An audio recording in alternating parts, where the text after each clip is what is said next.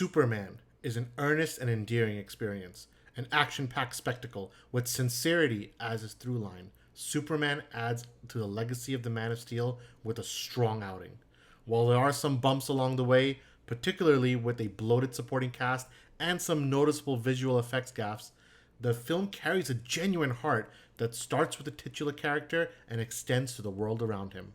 Directed by James Gunn, Superman is the first film in the new DC universe, following that studio-plagued DC Extended Universe, which started strong but ultimately faltered under the weight of course corrections and soft reboots. This DC universe looks to start fresh and tell a new story, and much like its predecessor, the DCU begins with a new take on the iconic hero of Superman. James Gunn's iteration of the character takes inspiration from multiple touchpoints in Superman's history. The version of the DC universe we see in Superman is one already full of superpowered heroes, magical villains, and has a distinct fantasy feel. The Silver Age of DC Comics definitely had a strong influence on this film's design language, characterizations, and tone. Superman features a younger, pure-hearted, and much more optimistic version of the Man of Steel. Narratively set in an episodic-like structure, the film features Superman tackling different villains, disasters, or international conflicts in just a matter of days.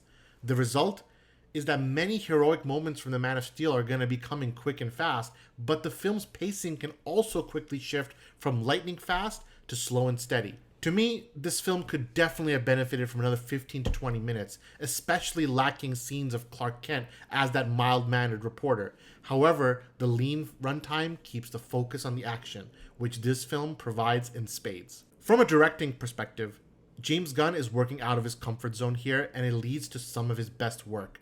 Rather than relying on the morally gray protagonist like Peacemaker or a ragtag group of relatively unknown characters like the Guardians of the Galaxy or the Suicide Squad, Superman presents a quite unique challenge for a director like Gunn.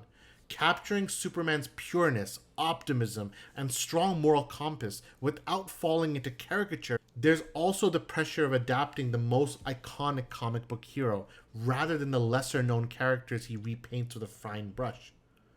For what it's worth, Gunn accomplishes the task of bringing Superman to life with flying colors, anchoring his otherworldly powers and abilities to this intrinsic humanity and need to protect innocence. Now, following Zack Snyder's grounded take on Superman with Henry Cavill, it would have been quite easy for Gunn to simply do a Richard Donner rehash. After all, Snyder's Superman had mixed reactions among critics, despite performing well at the box office and continuing to have a strong fan following. Gunn thankfully deviates from doing a parody version of Superman like in 2017's Justice League by Joss Whedon or a continuation of the Donner films like Superman Returns did. Instead, the director opts to go with a full comic book fantasy in his approach, and it pays off. One thing Donner and Snyder's version had in common was focusing on Superman's place in our real world. Donner's Superman, played by the iconic Christopher Reeve, was built on an upbeat foundation, responding to an audience coming off of the brutal Vietnam War. Snyder's Superman, on the other hand, is a direct response to a post-9/11 America, one where xenophobia, fear of the unknown, and skepticism embeds itself into stories like 2013's Man of Steel and 2016's Batman v Superman. In short, each Superman was created for the audience of that generation. Now, the reason for this quick aside and look back into Superman's film history is to inform readers how Gunn's Superman is doing something different for the audience. 2025 Superman is deeply rooted in a sense of escapism and wonder without fully shedding the issues of our time. It's here that Gunn's writing and directing truly shines in a way it hasn't before, and it doesn't happen without an actor to embody that character's traits. Superman himself, played by David Corenswet, shines in a heartfelt and honest performance. Corenswet brings a keen Boy Scout energy to Superman while grounding him in a struggle between his birth culture on Krypton and his upbringing as a human. Whether as Clark Kent, Superman, or Kal-El, Corenswet's portrayal brings an earnest transparency to win the hearts of fans. Corenswet's Superman is informed by many versions of the Man of Steel throughout the character's 87-year history. His costume is a mix of the old and the new, taking cues from eras like the New 52, Kingdom Come, and the modern era. His personality is more youthful than other portrayals, feeling like a mix of Superman the Animated Series and Smallville, while also having that earnest feel of Christopher Reeve's Superman embedded in as well.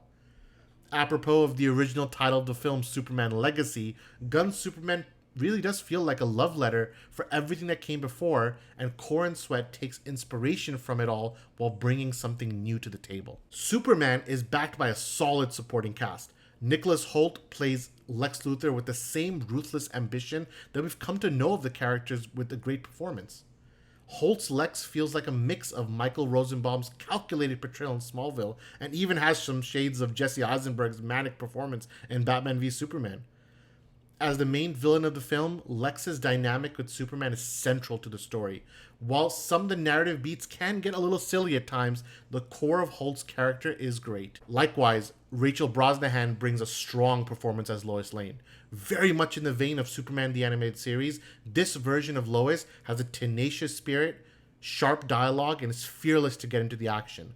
Similarly to Zack Snyder's Man of Steel, Gunn's Superman doesn't wait long to establish that Lois is aware of Superman's secret, which allows the audience to bypass the charade often played during the Donner films. It's a good decision, and one that keeps the films in line with current status quo for the character. Although the rest of the cast, such as Green Lantern, Hawkgirl, and especially Mr. Terrific, do have some solid moments, they tend to bloat the film and detract from the central storyline of Superman and his immediate supporting cast. With the Justice Gang, Gunn feels at his most comfortable as a writer, and while that might be great for avid fans of his work, the film's tone and humor can quickly become closer to Peacemaker than the more nuanced work being done with Superman, Lois, and Lex. Personally, I was not that much of a fan of those scenes. While Superman succeeds in telling a strong story about the titular character, there are a few things that will hold it back from being the best cinematic outing for Superman. While the design language for the costumes, production design, and world are strong, the cinematography and color grading feel like a step down from the quality expected.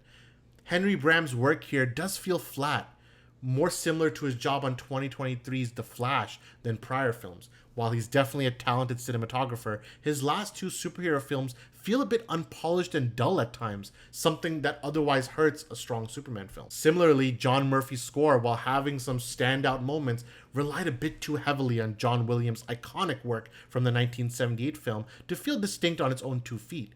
From a writing perspective, when Gunn is challenging himself to go outside his comfort zone and be as earnest as possible with Superman, the film is at its absolute best. Similarly, when Gunn goes back into his comfort zone, showcased particularly with this film's Jimmy Olsen subplot, the film falters a bit, and that leads to an uneven tone.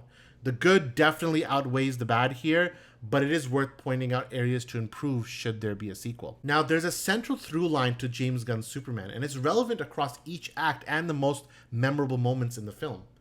At the heart of Superman is an international war. Whether it can be perceived as a stand-in for Israel's war on Gaza or not, this fictional war in the DC universe touches at the heart of Superman's morality. Is there a line that Superman can't cross to protect the innocent? Would Superman intervene to save children about to be killed by an oppressive regime, even if that regime is an ally of the United States? While unfortunately not explored to its full capacity, it's by far the most compelling narrative in the film. According to some whispers in my industry, earlier drafts may very well have been trying to do just that. For what's left of that plotline in the final release of Superman, there's enough to infer that this version of the character is not beholden to political interest, but an inherent need to save lives. It's not a new theme. Batman v Superman: Dawn of Justice explored a similar concept quite well, but Superman's earnest outlook in Gunn's films does a fine job at establishing this character's moral compass. While the episodic nature of the film has Superman fighting world-ending threats and Lex Luthor's latest schemes, the through line of Superman being called for by children to save them from the horrors of war remains the most compelling of Gunn's career work, in my opinion. Ultimately, Superman accomplishes the task it set out to do. It establishes a new DC universe with a clean slate and entry point for fans new and old. It reintroduces a Superman pulled straight out of the comics, with influences from every era to satisfy fans of all ages. The film provides a ton of escapism and an action-packed fantasy adventure, while also having enough gravitas that allows Superman to be an inspiring hero to a worldwide audience. This character stands for truth, justice, and a better tomorrow. And that is on full display in 2025 Superman, where Superman is 4 out of 5.